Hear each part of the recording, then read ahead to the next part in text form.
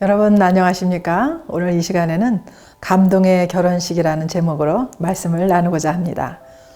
혹시 여러분들은 결혼 예식 중에 주례사를 할 때 신랑 신부가 서 있지 않고 의자에 앉아서 주례사를 듣는 모습을 보신 적이 있으신가요?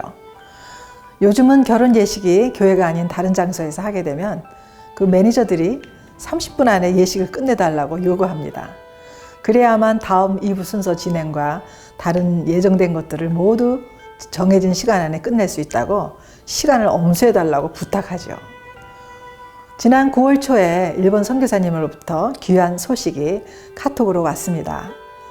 그동안 함께 교회에서 수고하는 일본인 사역자 결혼식이 있었다며 일본에서 귀한 주애종의 가정이 세워졌다고 너무 감사하다는 소식이 왔습니다. 일본인 신랑 신부가 섬기는 교회에서 담임 목사님이신 한인 선교사님으로부터 주례를 받으며 친척들과 동료들이 모인 자리에서 결혼 예식을 올린 것이었습니다. 제게 소식을 보내온 선교사님은 한인 선교사님이신 담임 목사님의 사모님으로 본인이 사역자로 섬기고 계실 때 남편 목사님을 만나서 결혼하고 함께 일본 선교사로 섬기시는 분이십니다.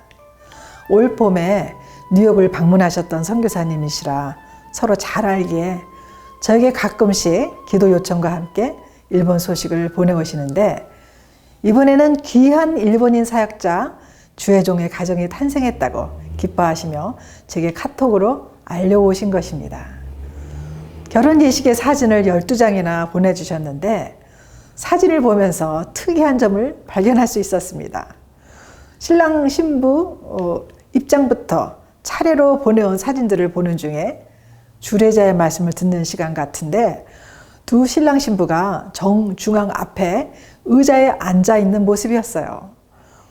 결혼식을 많이 보았지만 난생 처음 보는 특이한 장면이라 선교사님께 신랑 신부가 의자에 앉아서 주례사를 듣나 보라고 했더니 크크크 하며 재미있는 이모티콘과 함께 답이 왔습니다.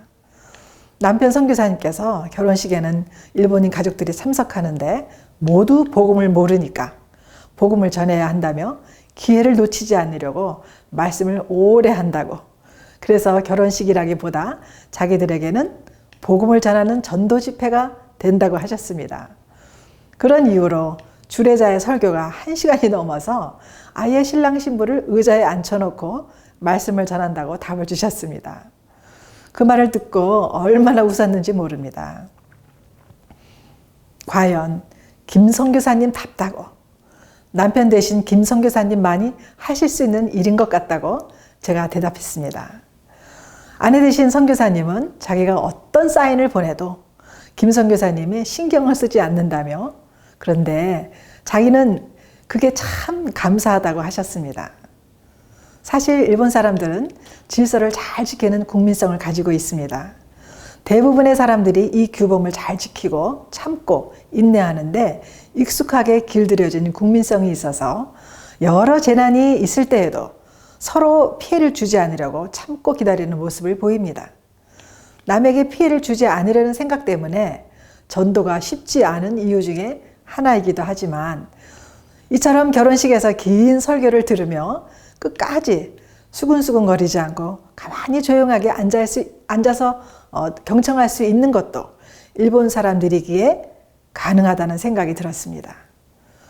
이런 좋은 기회를 놓치지 않고 어떻게 해서든지 복음을 전하려고 애쓰는 선교사님의 마음이 느껴져서 너무 감동이 되었죠.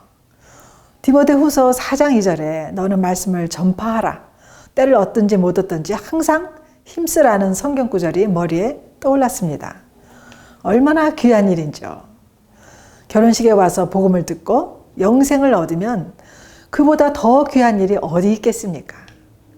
보내심을 받은 일본에서 때를 얻든지 못 얻든지 결혼식이든지 장례식이든지 복음을 전하려고 모든 기회를 전도 집회로 생각하시며 말씀을 전하시려고 애쓰고 수고하시는 선교사님의 노고를 하나님께서 모두 기억하시리라 믿습니다. 다시 한번 보내온 사진들을 자세히 들여다보니까 일본인 친척과 친지들의 모습이 사뭇 진지해 보이고 또 오신 손님 중에는 일본 노예 소속의 선교사님들이 인근 각처에서 신칸센을 타고 오셔서 축하하려고 오신 것을 볼 수 있었습니다. 참 흐뭇했습니다. 일본 사람 한 명 전도하는 것도 힘이 드는데 사역자로 키우면서 결혼시키시고 일본인 사역자 가정을 탄생시키는 것을 보니까 한인 선교사님들의 그 진정한 수고의 열매를 보는 듯 했습니다. 그런데 더 깜짝 놀라운 소식이 월요일에 다시 들어왔습니다. 이번에 결혼한 일본인 그 선교사, 사역자 부부의 축의금이 많이 들어왔는데 주일 예배 전에 일본인 전도사 부부가 담임 목사님이신 김 선교사님께 와서 토요일에 있었던 결혼 예식의 축의금을 교회 제2성전 헌금으로 다 드리고 싶다고 했다는 것입니다. 축의금이 약 250만 엔이 조금 안 되는데 한국 돈으로 환산하면 약 2,700만 원 가량 된다고 하십니다. 신랑의 말이 결혼하기 전부터 주님께 기도한 것이고 신부도 그렇게 하자고 동의했다며 기쁘게 모두 드리고 싶다고 말했다는 것이었죠. 그 소식을 듣고 제가 얼마나 놀랐는지 모릅니다. 정말 온전히 헌신한 진짜 일본인 사역자 가정이 탄생했다는 생각이 들면서 하나님께서 새로 탄생한 일본인 사역자 가정을 크게 기뻐하시려 믿으며 이 사역자 가정에 큰 복을 주시고 하나님의 나라를 위하여 이 일본인 사역자 가정을 귀하게 쓰시리라는 확신이 들었습니다.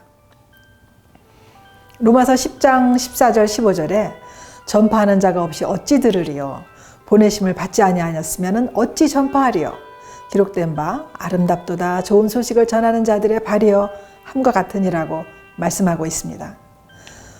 정말 우리들이 때를 얻든지 못 얻든지 복음을 전하도록 항상 힘써야 한다는 것을 다시금 일본 선교사님의 감동스러운 소식을 들으면서 되새겨 봅니다.